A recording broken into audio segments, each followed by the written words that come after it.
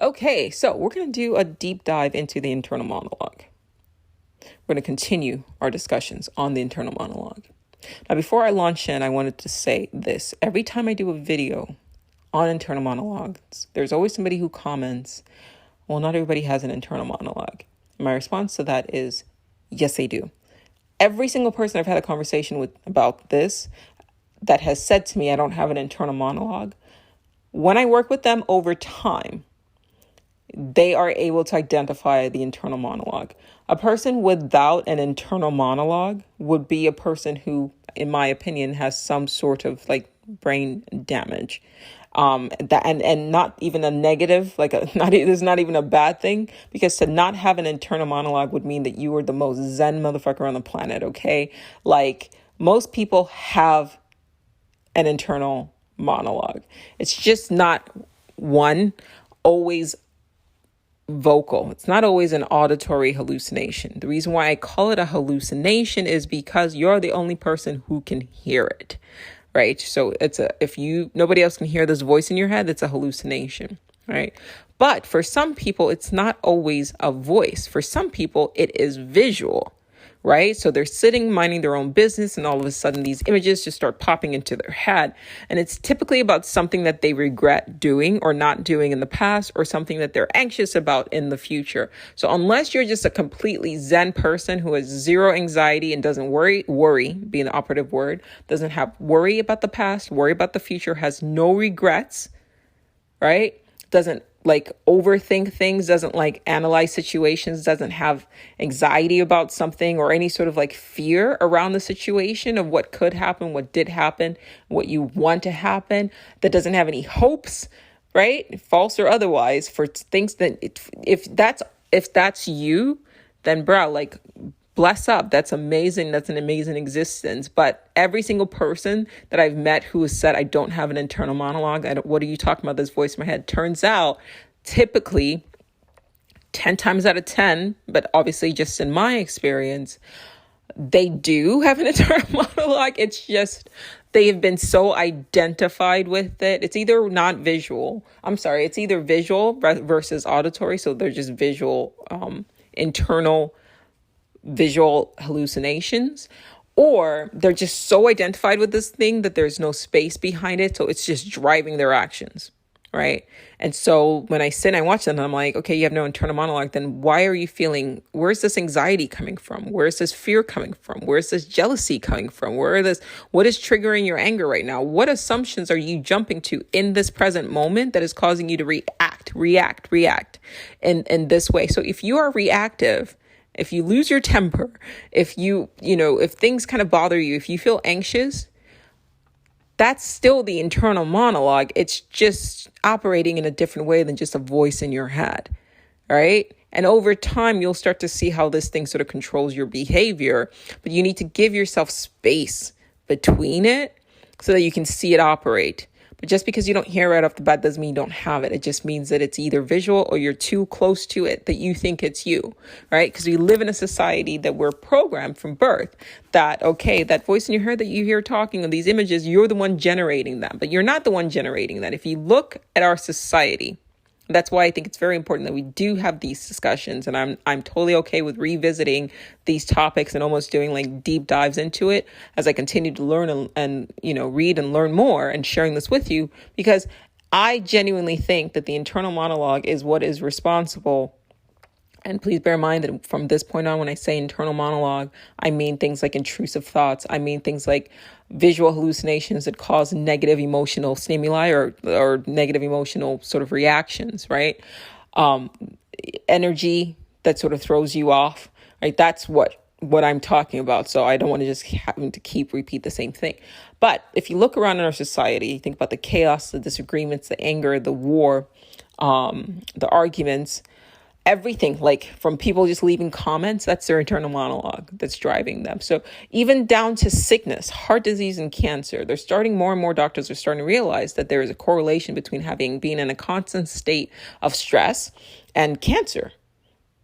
These are facts. So what they're learning is that there is there is sort of a correlation. And I would go as far as to say that this is all tied to your internal monologue. Listen, if you have an internal monologue that you're so identified with, or you're not even aware of, or you haven't made yourself mindful to, that is like making you regret, making you angry, throwing you to the past, right? And it's keeping you in this constant state of fight and flight, this constant state of defense, right? That over time, consistently having cortisols and like all of these sort of like negative or negativity induced chemicals being released into your bloodstream, that over long periods of time breaks down the body, causes premature agings of your cells rather, right? Causes sickness and causes a depletion and overwhelming of your immune system, which then weakens your immune system and then allows for tumors to grow unchecked without being checked by your immune system. It's all correlated. And this can also be tied to high blood pressure. And this can also be tied to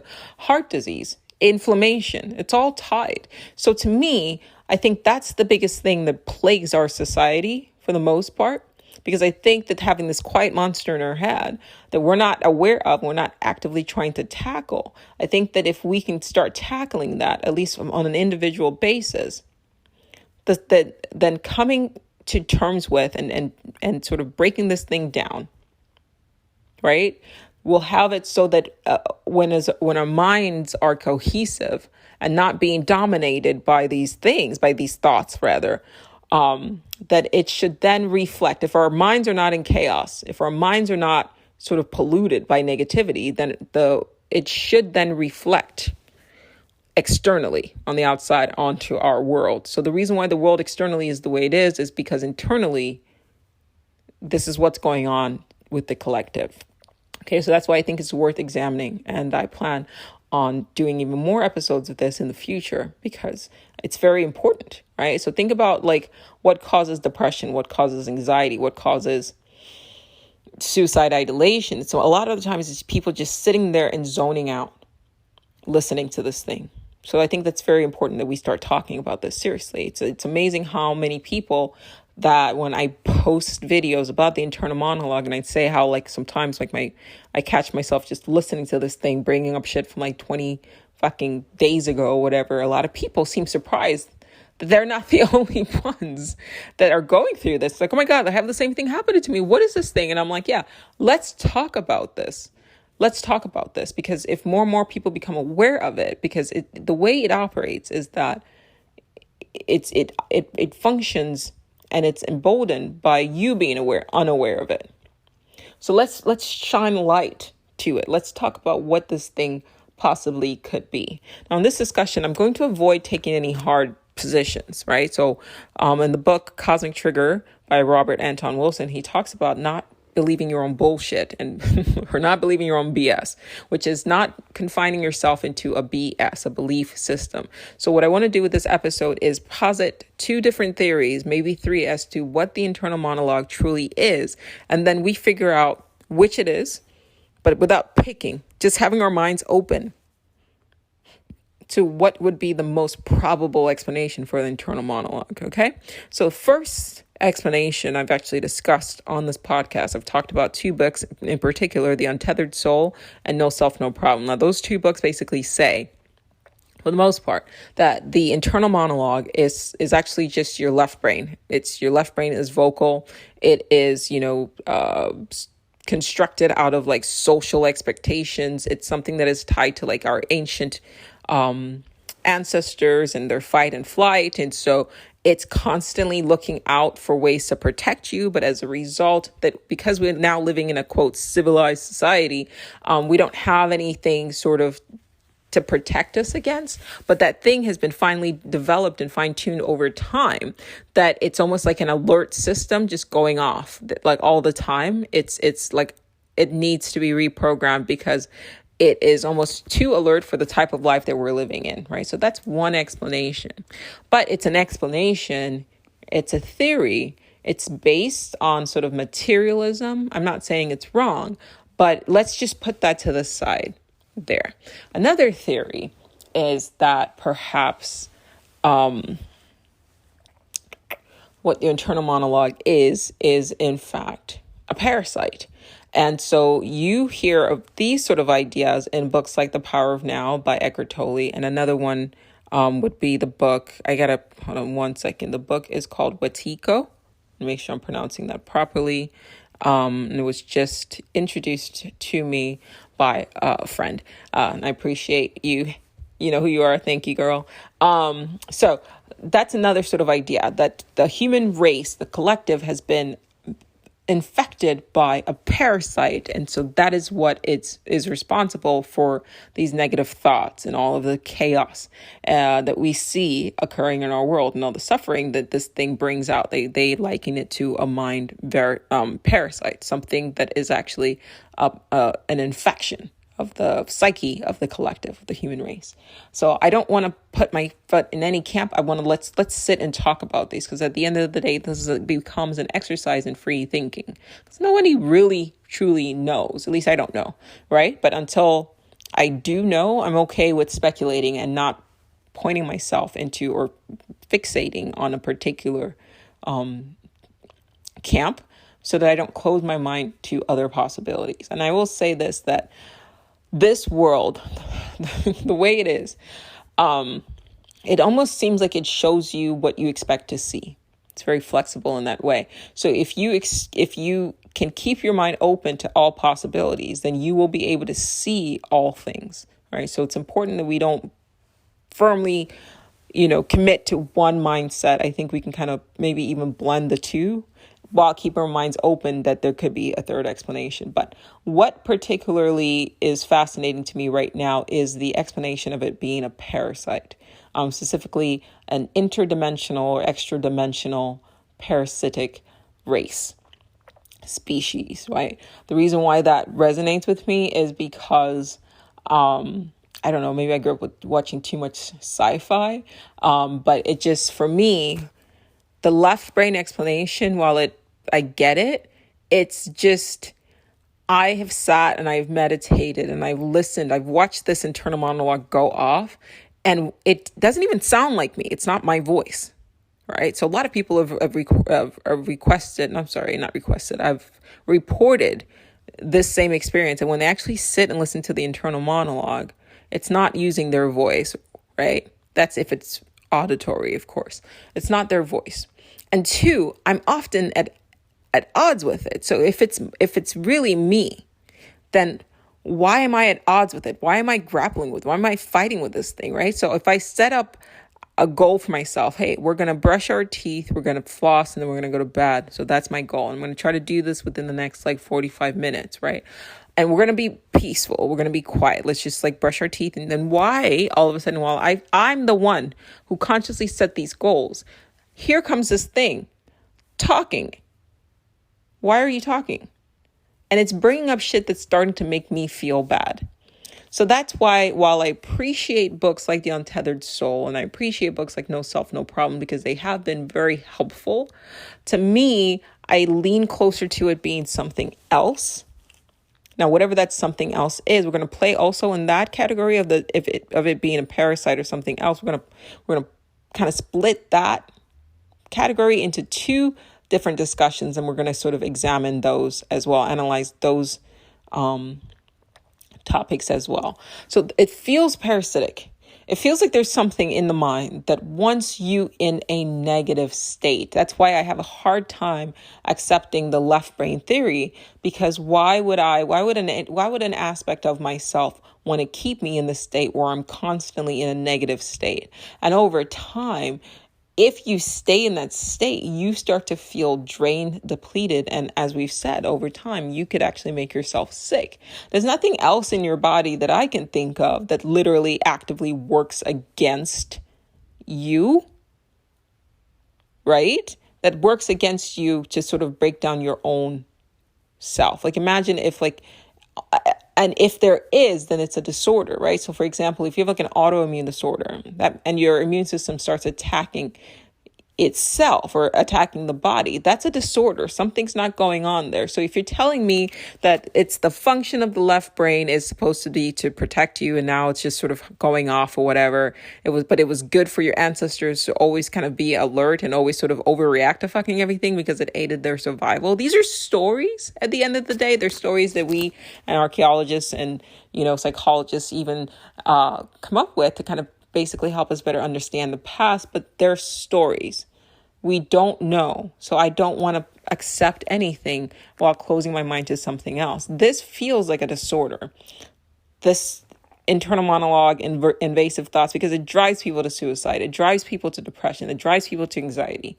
All right. It makes people suffer. It keeps them in a negative state. And if you interact with people who, in my opinion, I would say are infected by this thing, then you end up being affected. You end up feeling drained. And after a while, you start to react to it. Another thing that I talked about on the video I just put out yesterday, I put it on YouTube, TikTok, and Instagram as well.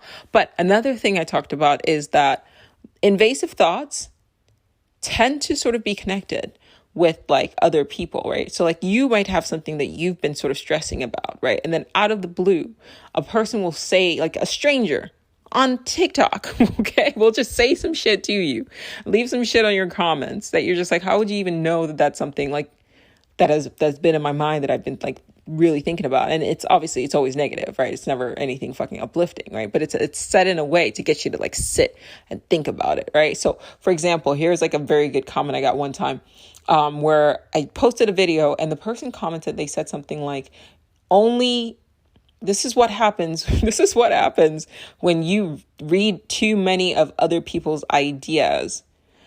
Okay, cool. And then they said something like, only religious people ask what if. Scientists go and they just know what is, right? So their issue was, I was talking about, is the devil God's internal monologue? And their issue was that they didn't believe in gods or the devils, which is fine or whatever. But then they took it a step further and basically said that I had like no independent thought because I was like just echoing the ideas of other people.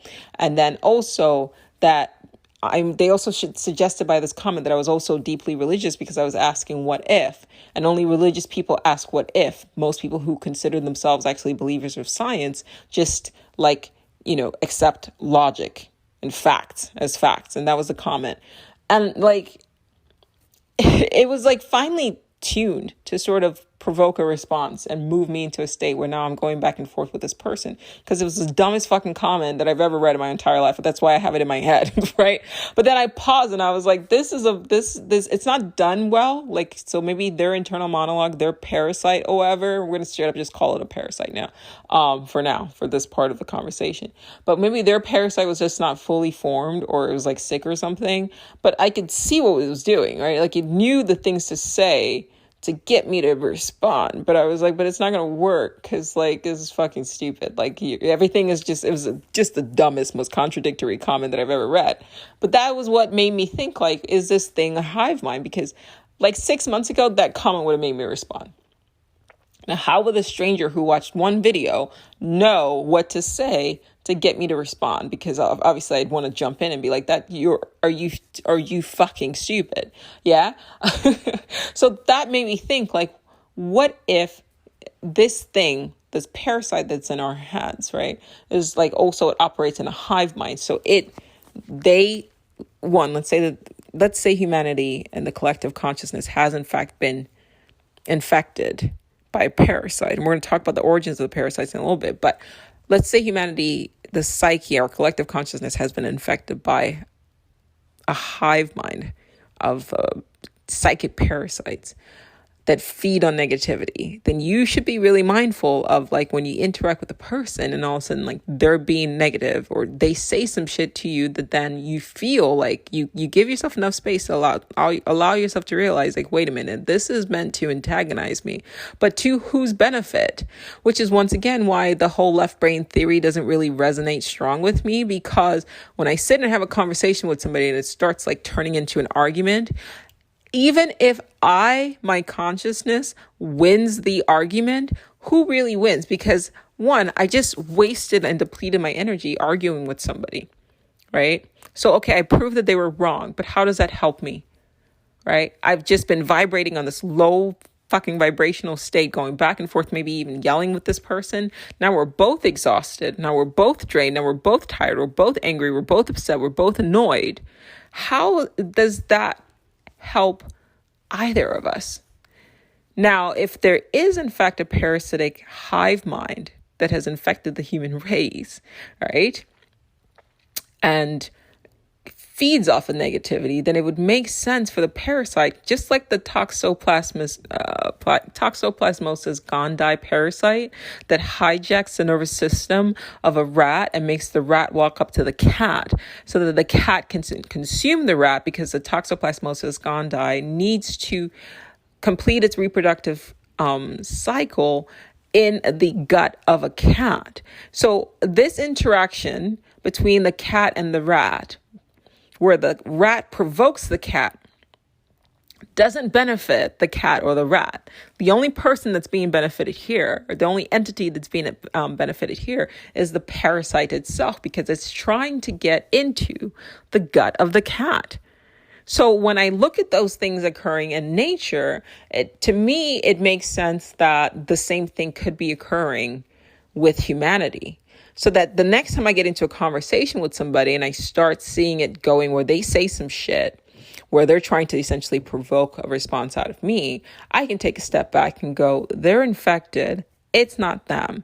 This, whatever altercation or interaction I have with this person is going to fuck up the humans in this interaction while feeding both of our parasites that we're probably infected with, theoretically, in theory. So it's better that I don't engage, because at the end of this, 30 minutes from now, guess who's going to suffer? The humans here, but the parasites will be fed. And now I'm starting to make it my goal to fucking starve these parasites. But I've gotten ahead of myself. Let's go back. Let's talk about the movie Nope.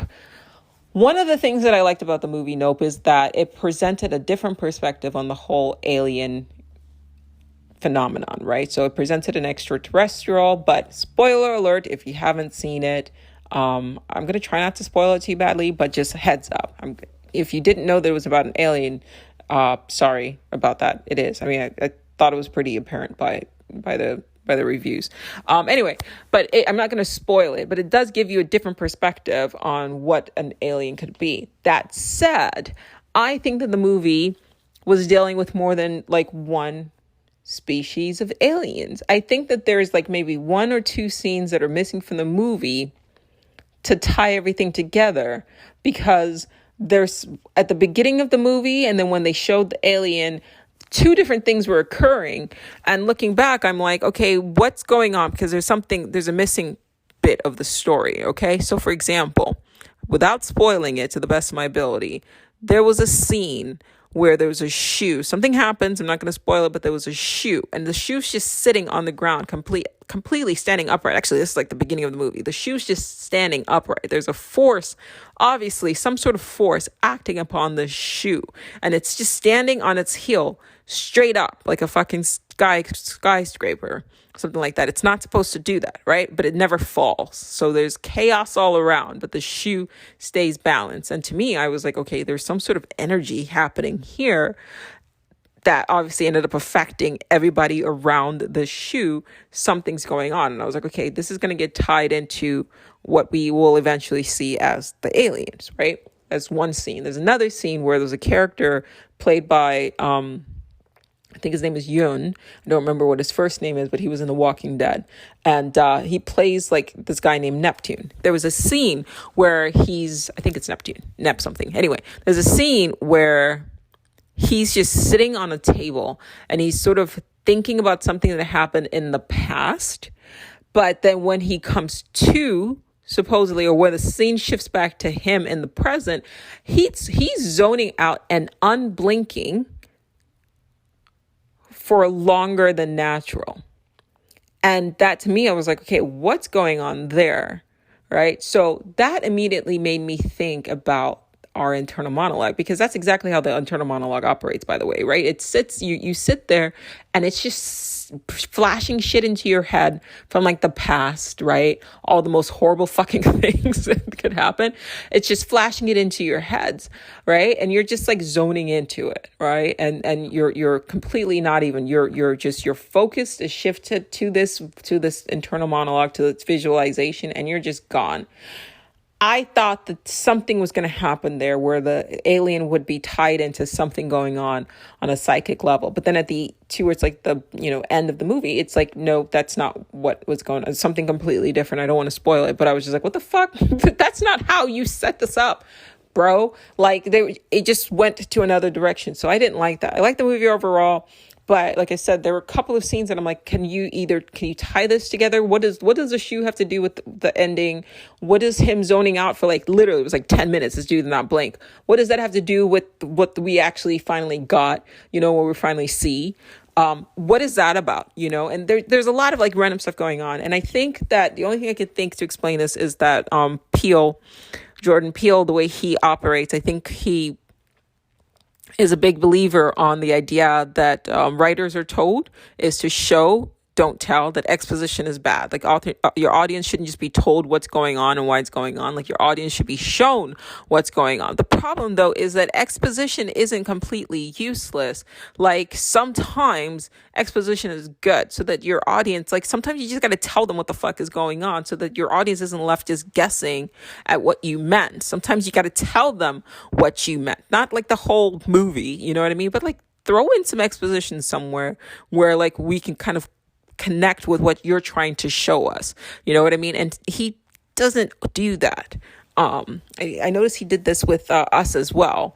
And it's fine, whatever. I'll still watch his movies, whatever. Like it's still like it was a good movie. No, but I guess what I wanted, I'm not Peele, maybe I should just direct my own movies, but what I wanted was I wanted him to do something more with those two scenes in particular and not have aliens out there, but have aliens that literally are like within us, that are psychically bonded to us.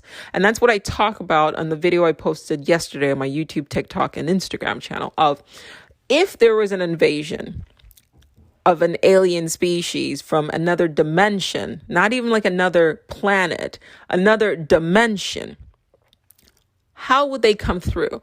Now, we are programmed by human writers to expect an alien invasion to come the way we would explore other planets, which is, on spaceships and through the sky or whatever. But that's fucking stupid, right? If it's an alien, that means that they're nothing like us. They're not human beings. So just because we think that the only way to travel through space time is to build a rocket ship, that doesn't mean that another species, another type of intelligence wouldn't have figured out a different way to cross dimensions without using rocket fuel.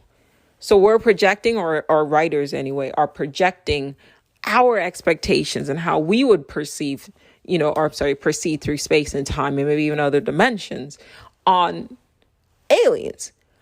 Now, what I posit was, imagine that you find yourself in a world, like you wake up in a world where an invasion has already happened, because why not, right?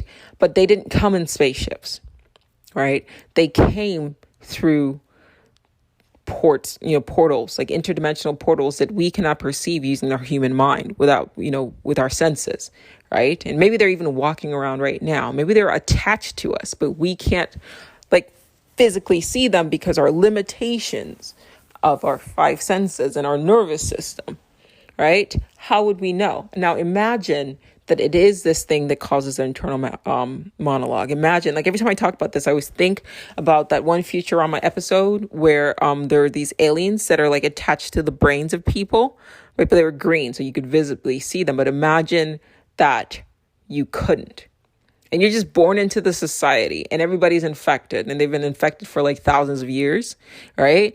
But because one, you cannot perceive it with your senses. I mean, that would be the ultimate fucking move, right? Like make them invisible, right? So then you don't even know. Like it's like parasites. You can't see a virus, but you know when a person's infected, right? You can't see a fungus, right? But you can see the effects of it if it's like microscopic, or you know what I mean? But you can see the effects of it. And the same thing with bacteria. I mean, you can look at it with like a microscope or whatever, but you can see the effects of it. Now imagine, and even our bodies right now are like your gut biome, that's all bacteria, right? You don't see it, but it affects you, right? But it's also the reason why you can like have a bowel movement. That's why you have to take probiotics, because on one sense it's beneficial. But what if it was, not beneficial, right? What if we had non-corporeal entities that came through and attached themselves to our forms, and they're not feeding off of like our food that we eat, even though that is energy, food is energy, right? But they're not feeding off the foods that we eat. They're feeding off of the energy that the human mind can generate. Go watch the video. I posted it on YouTube, and TikTok and Instagram. Go watch it. Okay. But I'll try to sort of readdress what I discussed in a video there, here rather. But what if it's non-physical and like invisible to us, and it came through, and it needs the power of your focused mind. So I brought in the double slit experiment. I need you to understand the power contained with the ability to fixate and to focus on something. When you focus on something, all right, that's power.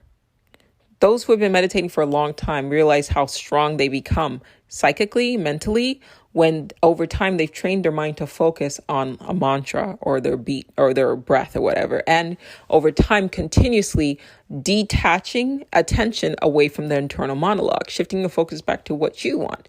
Well, if you have to pull your energy away from the internal monologue, and I guess over time sort of you get strengthened, that is energy.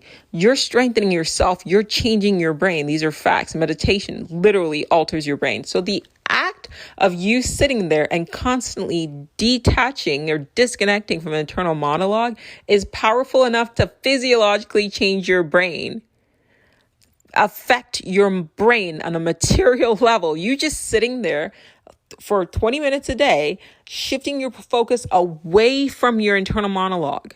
You're not doing this shit physically. It's just with your mind, and you can affect change on your physical brain.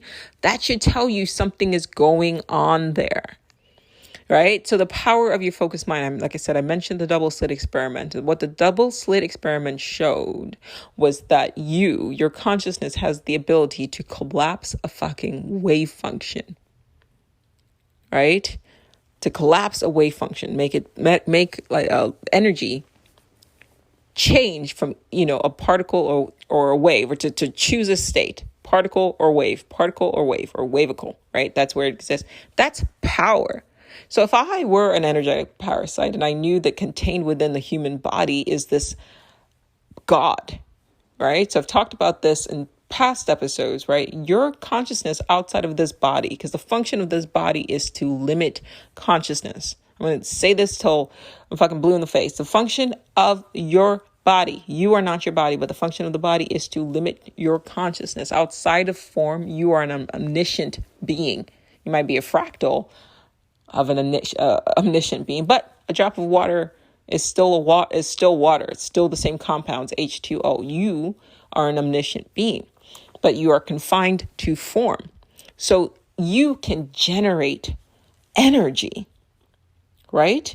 You are constantly generating energy. You're constantly channeling energy, but this thing keeps you in a negative state and it drains you. It drains you. So how can you drain yourself? If this is legitimately your left brain, and why do you feel drained after a while?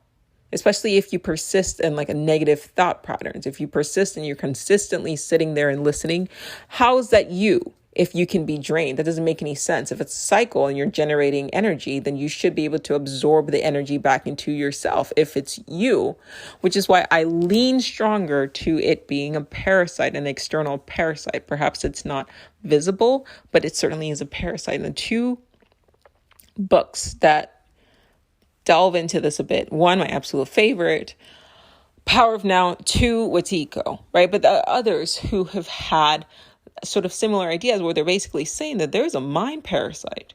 Can we talk about this though? Can we focus on this a bit? right? Because if you're operating from the understanding that, one, you're born into a society that has conditioned you, that this internal monologue, this invasive thoughts is actually you. What if it's not? But it benefits a parasite for you to think that it is you.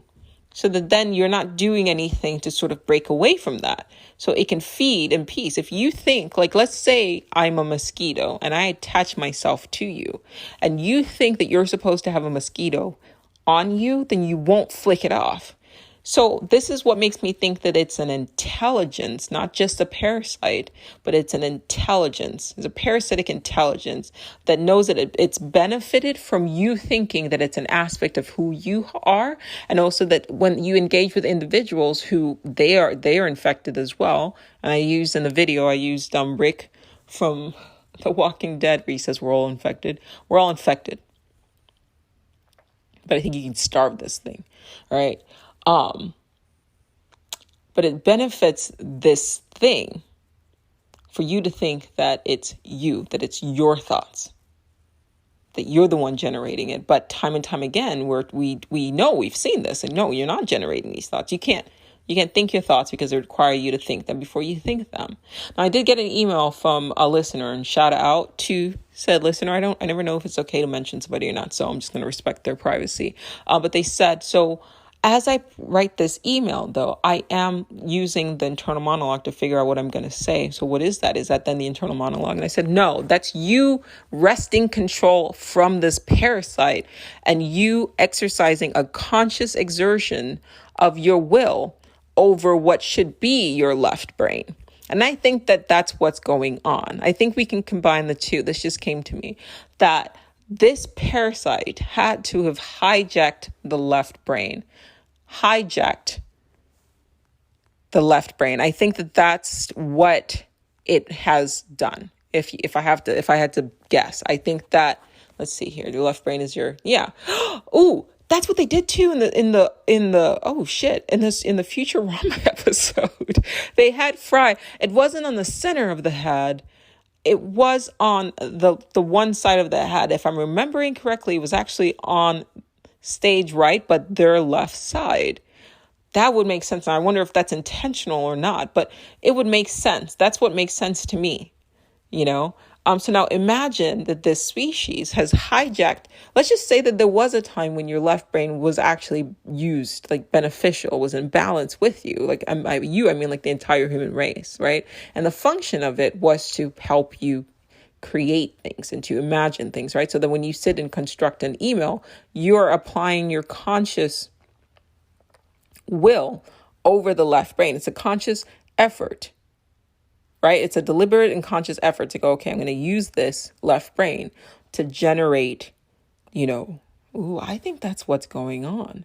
Okay, so you sit to write an email, you say, okay, I'm going to generate an email. So that is the function of the left brain, right? If you damage your left brain, you would have a hard time coming up with words. I'm using my left brain right now to communicate, right? So I put a bunch of information, I've read a bunch of stories, I've read a bunch of audiobooks, whatever. So stored in my left brain. So when I sit down with intent to do a podcast, right, I am utilizing my left brain. So that is its function. So it's not to say that the left brain is evil, right? Or it's bad, which I think is what some books kind of get at.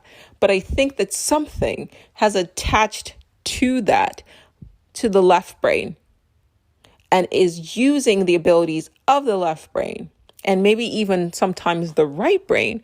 And maybe that's why some people don't have vocal hallucinations of their internal monologue. And maybe some people, that's why it's visual for them, because maybe it's attached to the right brain predominantly.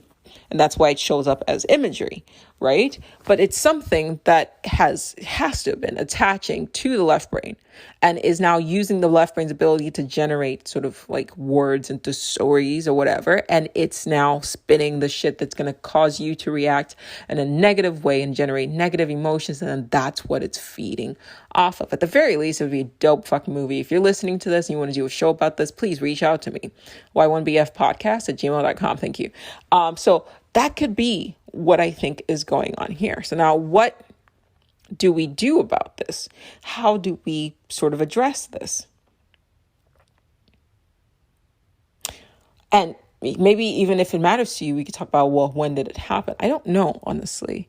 And I don't know, like I was going to talk about Julian Jaynes' book. Let me see. I've referenced it several times and it's bothering me that it hasn't popped up yet. So I'm going to Google it real quick on here with you. Julian Jaynes.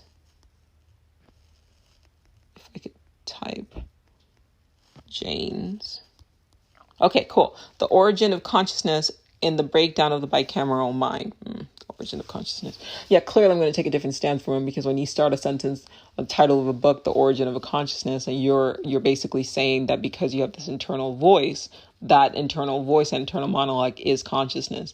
I need to reread the book. I think I got halfway through it and I stopped listening to it because I was like, this isn't really... I found out about it when I watched season 1 of Westworld, because it's referenced in Westworld a lot.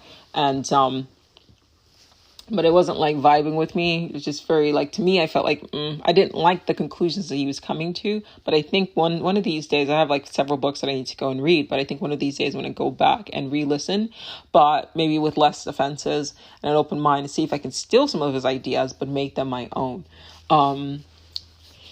But yeah, so let's sidestep that.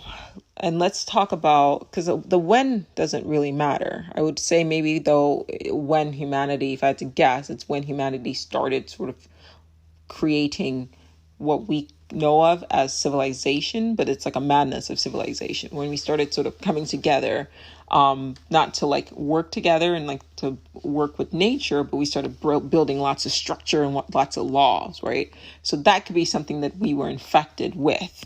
And the evidence of it is like when we look around and we see the world now. Actually, Colin, what is his name? Colin Wilson talks about this a bit, and how like, when you take human beings and you put them in a city and you put them in a concentrated form, like you put too many human beings together in one space, the lack of space and sunlight and nature or whatever makes them more violent and more hostile. So I almost want to argue, like, if this is true, right? If the human race and the psyche of the collective consciousness of the human race has been infected by interdimensional parasitic intelligence that I believe operates as a hive mind, I think symptoms or evidence of this is that the way it alters our behavior to put us in situations or in living environments that aren't beneficial to us, but will turn up the negativity production of our bodies, cortisol, stress, and all that shit, so that they can feed off of us.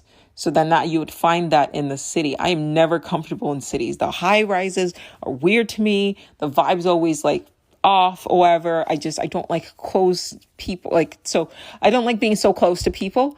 It's just people like run talk about these concrete hard buildings. So maybe it's the human race is being driven to build these sort of structures by these parasitic intelligence, the way like the Toxoplasmosis gondii infects the rat and then alters its behavior and makes it like walk to a cat so that the cat can eat the rat. Or there's another one, a cordyceps mushroom, or I should say a cordyceps fungi, does this. It hijacks the body of an ant in a rainforest, it's found, and then it makes the ant move to an environment that's more conducive for the proliferation of the fungi.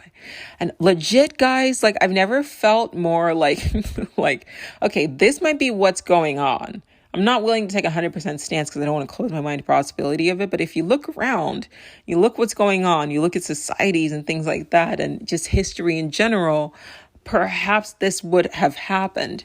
Because see, we're still... I keep wanting to put my phone down, like I'm not talking into my phone, but we're still like programmed, right? With every movie that comes out, the look out there, look out there, look out there, or, aliens would come from another land, another planet. But what if that's wrong? And honestly, that kind of mindset needs to stop. Like we need to let go of that. Like it's not to say that that can't happen. But the mindset, the collective mindset needs to be open to the possibility that it's not always going to come from the sky. Sometimes it can come from another dimension. And it's not always going to be like in a physical form, right? Always referencing Star Trek, but Star Trek did this a lot. They were very mindful to include species that would have evolved, for example, beyond the need of physical form, right? So it's certainly not improbable. If we're talking about, like we talked about CERN a couple of weeks ago, maybe like a month ago or something like that, and they talked about, the possibility of generating microscopic black holes. And I took issue with, the report, because I'm just like, microscopic to whom, right? The way dimensions work, it might appear small to us, but if it's a microscopic black hole and it's leading to a very small dimension or unobservable dimension, at least unobservable to us, at what point do you think that maybe something that is microscopic to us would not allow for the passage of something that only needs a microscopic space, right? It's almost like saying, like, okay, I'm about to go handle like Ebola, God forbid, but I'm about to handle Ebola, right? Now I've got a pair of gloves on, right? And a very small vial of Ebola.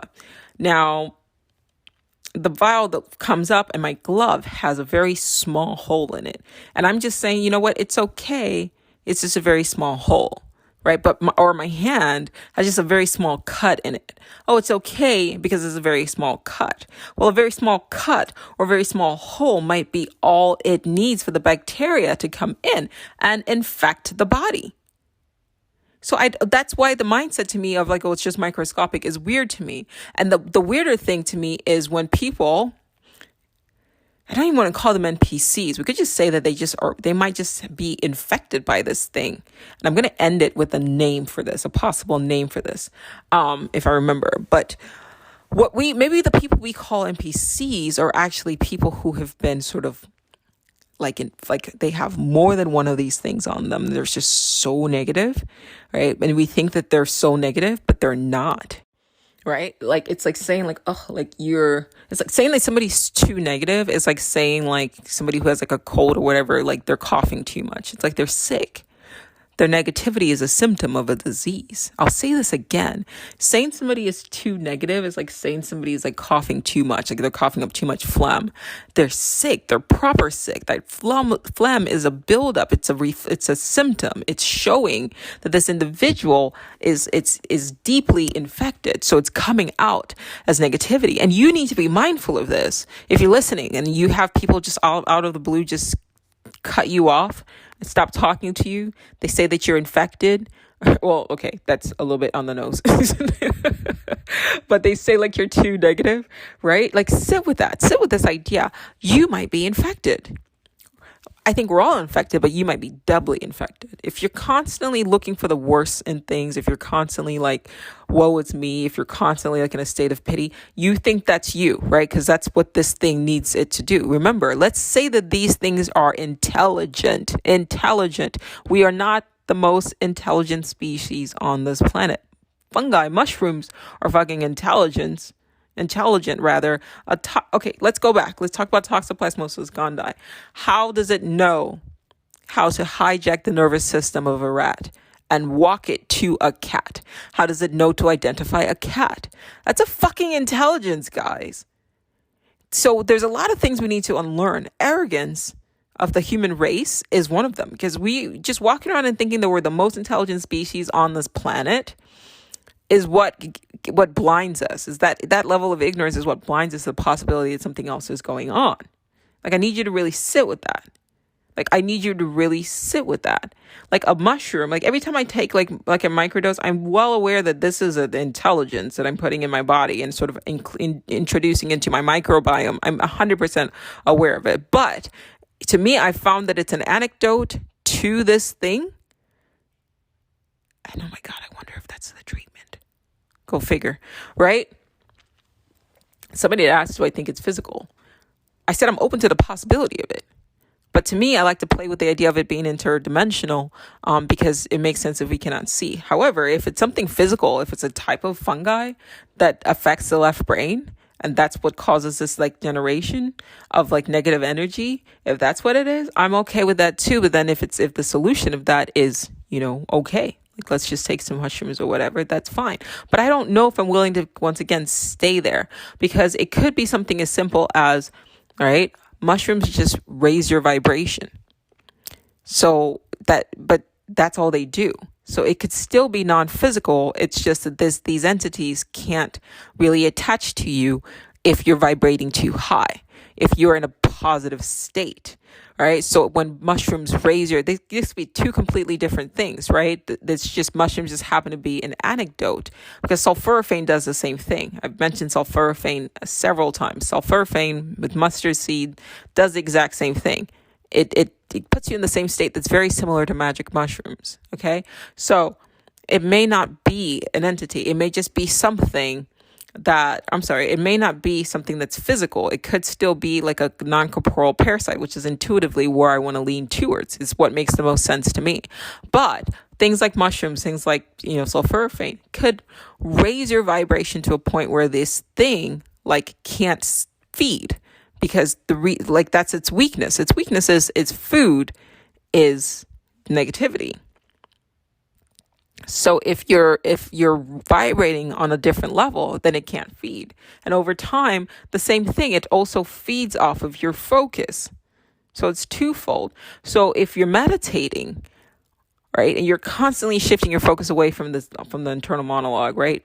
Constantly shifting over time, in 10 years, you're not feeding this thing the focus of attention. You're also sort of bolstering yourself, reinforcing yourself, strengthening yourself with your own focal intensity, instead of this thing sort of feeding off of you. And more, I think I've said this on a podcast too. I hear the internal monologue from the right side, but if it's sort of crisscross, right? Because bear in mind, your left brain controls everything on your right side, and your right brain controls everything on your left side. So if I'm hearing something on my right side, then it makes sense that it's something that's on my left. Right? Okay, so that might be what's going on here. Now, wrapping up, let's talk about energy vampires. Let's not make it the individual. Let's revisit that so that we can have compassion for other human beings, right? If you go on Google, you go on Amazon, you type in psychic vampires, there's so many books out there telling people on how to avoid psychic parasites, or damning the whole entire individual, right? But let's take a different stance and just say this is a person who has a good heart, perhaps, and maybe a very strong mind and very intensely focused, if they focus on the right thing, they could be brilliant. And those are the types of people that these things tend to attack the most. Please help me understand, if what I said is not right, then why is it that some of the most brilliant minds are the ones who are constantly in a state of depression? I mentioned last week or 2 weeks ago the book, A First Rate Madness. Go and read that if you haven't read it yet, and think about it. Some of the most brilliant, creative, artistic geniuses of our time are also the ones who are plagued throughout history as well, who are plagued with internal monologues. Van Gogh. Not even thinking about politics, Van Gogh just popped into my mind. He definitely was infected and created such beautiful, moving art. So there's something about that. It's like a mosquito being only drawn to particular blood types. Maybe they're just specific minds that these parasites are particularly drawn to. If a, quote, negative person, chronically depressed person, bipolar person, right? If this theory is right, and they can learn through over time, consistently starve their parasite, starve the parasite. It's not even theirs. I'm not going to have them claim that. Don't claim that shit. Starve the parasite. Imagine what these individuals can do collectively for the human race. And I think that that's why this parasite attaches to the strongest of us.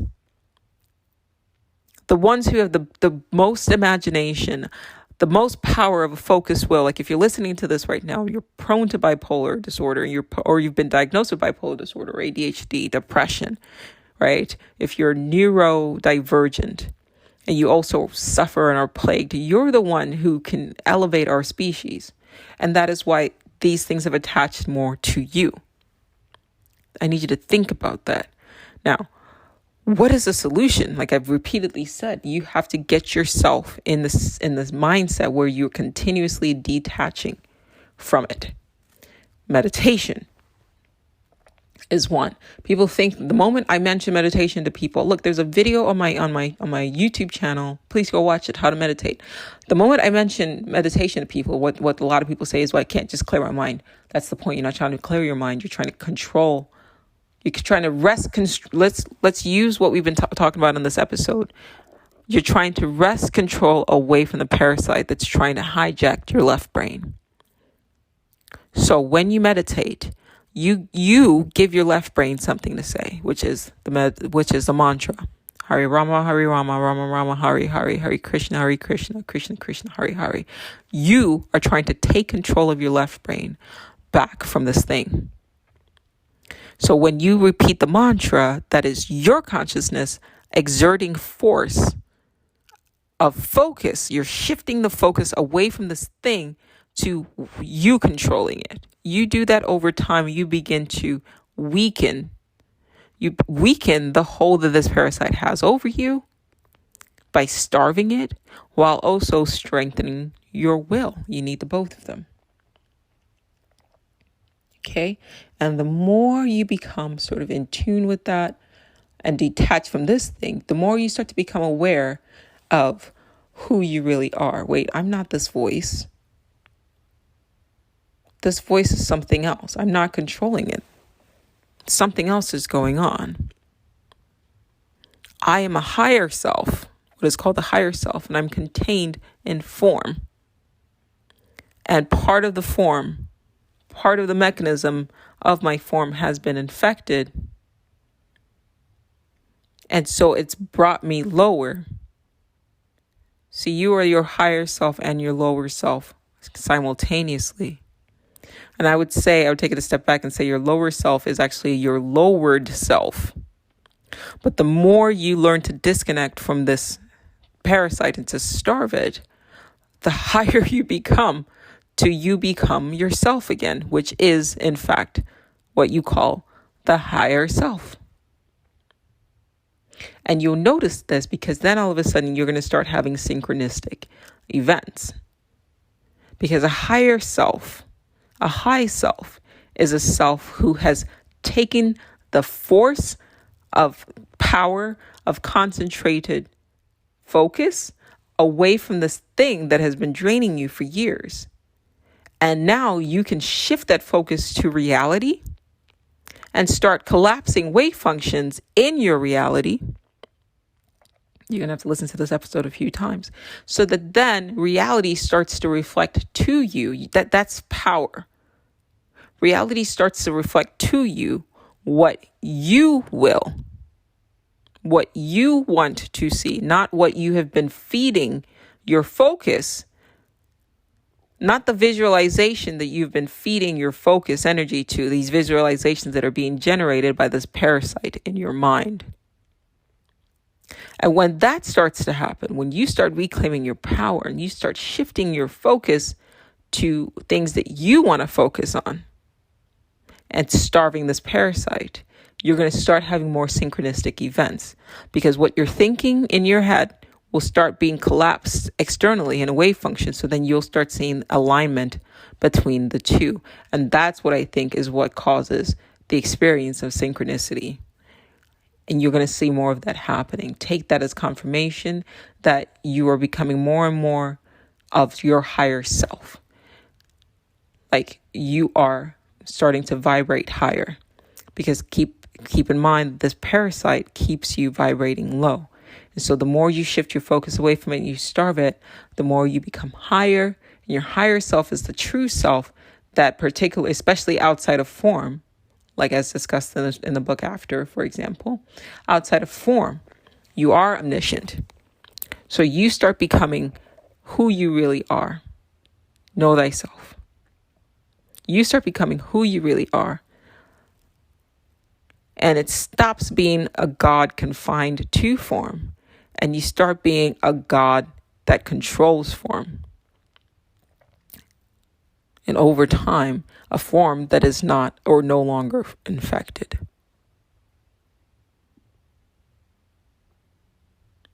Really, this is a powerful episode. And I'm not just saying that because I recorded it.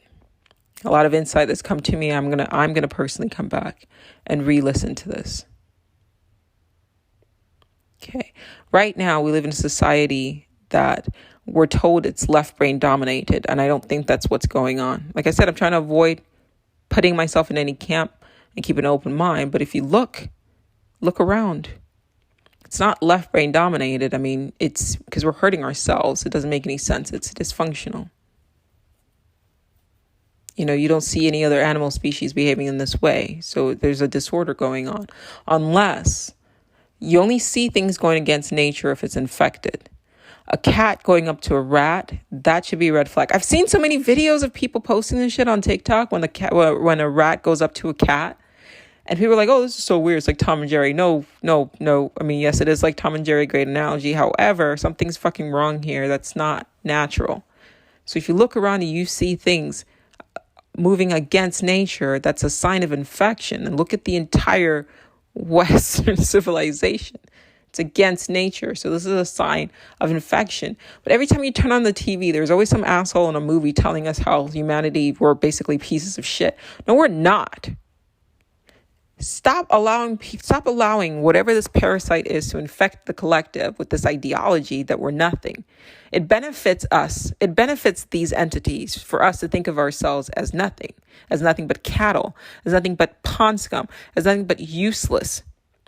How does that benefit the human race to view us? You are literally a god. You're literally omniscient, controlling a form and affecting change in the third dimension on a daily basis.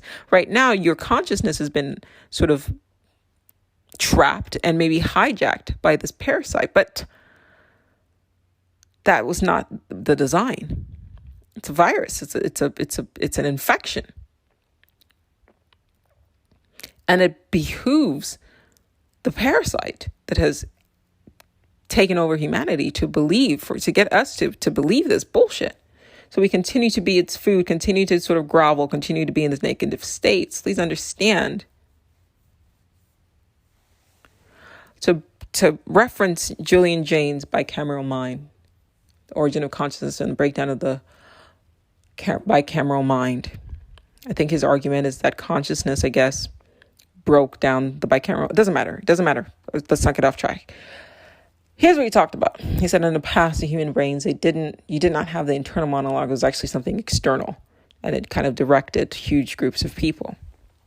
Right? To me, that kind of smacks of like an invasion, something external, telling humanity, who at the time was probably capable of perceiving things that we with our present brains can't do.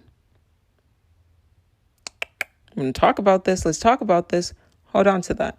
Let's just say that this theory is correct, that an interdimensional species came to the human race and at first tried to rule us externally, right? And started directing us to do this, do that, build monuments in our image, whatever the fuck, right?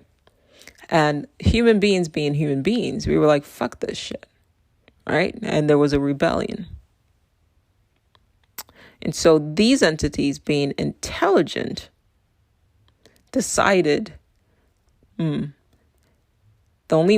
best way for us to sort of dominate these species is where they can't see us. Because if you could see your adversary, then you know how to fight them. Say that again. If you could see an adversary, you know how to fight it. It's almost like, let's talk about cancer, for example, right? They say that you have to catch it early, because once you can catch it early, then you can observe it and then you can treat it. But that's still something you can physically see. If it's something that you can't place your finger on, you don't even know that you're infected, then that's what's most dangerous. Like, ignorance of something is bliss until it's not. It's actually quite dangerous. So maybe something shifted. And so humanity went from being controlled by these things externally. And that's why the ancients were able to see things like fays and demons and gods, however form they took back then in the past, right? And then these things changed our brains, maybe split our brain. And that split or alteration, I'm not even going to go as far as say as a split, because I don't know really. But let's say the alteration of our brains allow these things to now attach to the left brain directly, and then to control us from the inside while we accept these things as us. So that's what the book Origin of Consciousness, Breakdown of the Bicameral Mind, he talks about how the voice went from being external to now internal. But it's still the same fucking voice, guys. right? So what if what we think of and we call gods didn't actually create us? There were these, let's just say, like every movie, like even my favorite show, one of my favorite shows, rather, it's not my favorite show, but one of my favorite shows is Stargate. So look at that. Think about that show, what it's depicting there. If you haven't seen the series, just find at least just one episode and watch it. I think it might be on YouTube. Last time I checked, it used to be on Amazon. I don't know if they took it down. But watch it. There were these parasites, right? Who they hijacked the bodies of people, but they're like worms. The Goa'uld is what they're called, I believe. It's been a while since I watched it. But they took the form of gods and forced us to worship them. But in their true form, they were worms. They were nothing. And I kind of wonder if what we think of as gods, fays, fairies, and that we give our energy to, that feed on us. Look up tulpas. Tulpas. If these are nothing more than parasites. Because remember, we're living in an inverted reality. So look at everything that's been sort of revealed to us as we continue to grow and learn. Everything is backwards. Everything is reversed, right? So you have the news that's supposed to tell you the truth and it lies. And then you have fiction that's supposed to really be lies, but they tell the truth. Everything is inverted.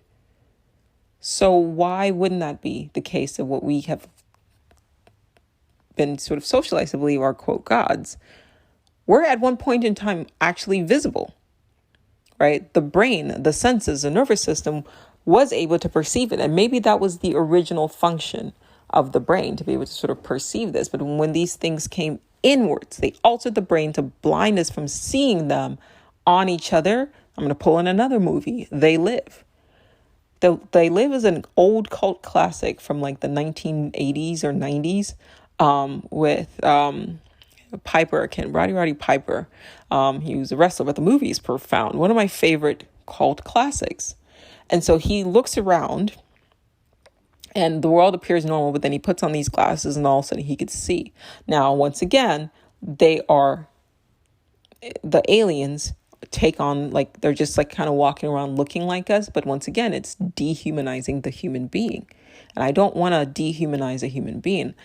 I would change it so that you see something on humans.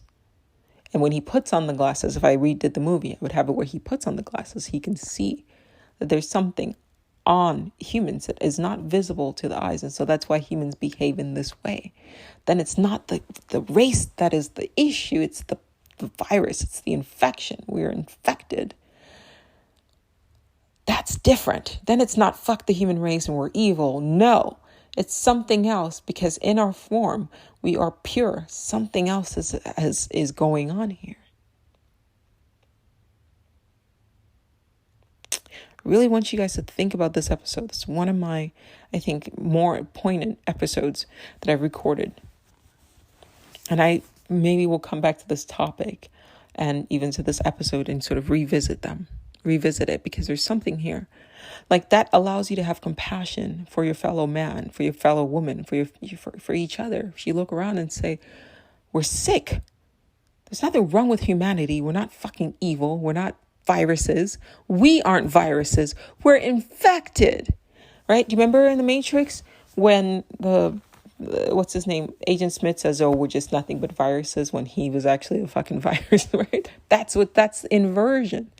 Something that is preying on us wants you to think that you're the one who's sick. No, you're the one who infected us. So then if you can look around, it allows you to have compassion for people, but it also stops you from reacting. If you take on this mindset and you look around and you say, this person is trying to pull me into a conversation. It's not even them. They're infected. Right? Then you can have compassion.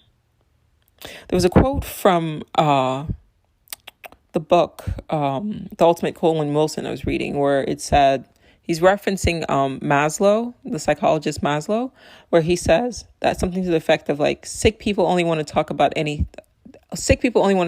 their illness, while healthy people talk about their vital and optimistic experiences, or something to that effect. I'm paraphrasing here.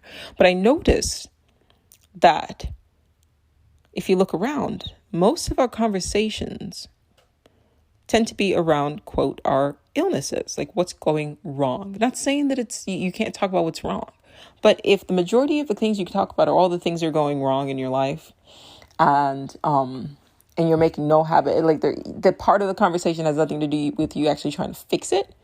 And there's no optimism in the future about like, okay, but it's going to get better. Like, yes, all this is going on, but I'm willing to do something to make it better. So you're just reveling in the state, then you're sick. That's a sign of infection. So I think that that's what causes people to feel drained. Because when you're now having a conversation, please understand that that's a psychic bond. When you sit and you have a conversation with the person, you bond. That is, you're entangled now on a quantum level with this person. Now you're vibing with them. So then if they're sick and they're infected and maybe they have more parasites than you have, then over time, you'll notice that now maybe they're drained. So now their parasites kind of glom onto you. And now you're getting drained and you think you feel fine. This is your friend. However, the more you talk to them, the more you start to realize like, oh my God, I'm like fucking tired, right? It's not them though. They're infected. And if you listen, all they're talking about is what's wrong, what's wrong, what's wrong. It's not them. At that point, remember, your left brain is what is responsible for vocalization. So if they're talking, their left brain has been hijacked by their parasite. The parasite can also talk through them. Somebody had commented on my YouTube channel or my TikTok channel, the video I posted yesterday about interdimensional parasites on this topic. And they said, you have a way of bringing nightmares to reality or something like that. And I said, it's nightmares that force us to wake up. So this is could be a very creepy episode to listen to, depending on your mindset. Of course, I talk about it with like nonchalance or whatever, but I'm a weirdo. However, if this is what this is, and it's a nightmare situation, but I'm accurate or at least close to right as I possibly can be, then understand that if we're living in a nightmare, the purpose of a nightmare, even when you sleep, the reason why your body generates nightmares is because it wants you to wake the fuck up. Wake up. So if you wake up, you can look around and realize that we're all infected, then you can start doing something about it. One, you can starve these things. Right? And then you can stop reacting to things while also simultaneously developing your own free will. Dolores, on the last episode of one of the last episodes of season 3, I think, of Westworld, she says something effective. People think free will, it doesn't exist. It does, but it's very hard. It's kind of what I've been talking about on the podcast. Free will is not your default setting. You have to work on it. And I would argue that maybe there was a time when we were free and then something hijacked the collective, hijacked our minds and forced us into these structures that we're in now and forced the universe to be deterministic because it's predictable, right? Think about wild animals versus free-ranged animals, right? Like wild animals can kind of roam everywhere, right? So they can do whatever they want. Even Westworld kind of shows this, right? Then when something external forces order on something and makes the world deterministic, then that's an external force that's forcing things into a form.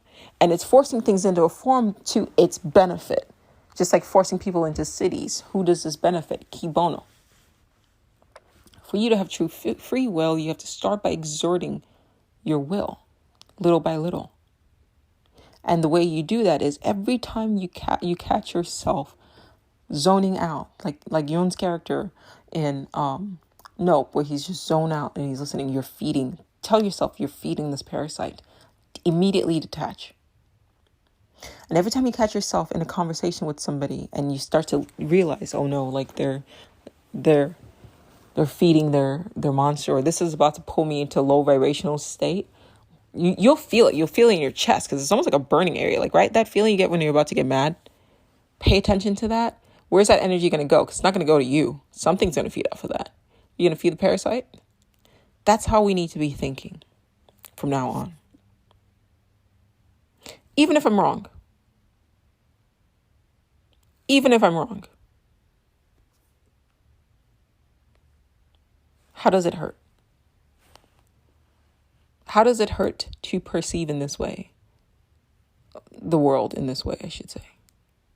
You know, we've seen the worst in society, right? Because once again, our collective has been hijacked by this thing that forces us into the negative. Because if Earth is truly an energy farm, then it benefits them to keep us in a negative state, but that's not how we're supposed to exist. We're gods. So if we can be forced into a negative state, we can force ourselves into a different state. Why not try it? Why not try it? Just for a day. Not even a day, for an hour. Start with an hour. Like, sit and meditate, do the mantra. But after you meditate for an hour, every time you catch yourself zoning out, if you're being thrown into the past or in the future, every time you catch yourself zoning out, disconnect, shift it back to whatever it is you're doing. It's what I do now is I catch myself just touching things, taking deep breaths, feelings. I force myself into the present moment. What am I touching right now? What am I smelling right now? What am I tasting right now? Use your own energy that you generate and use it to feed yourself. Use it to nourish yourself, not something else.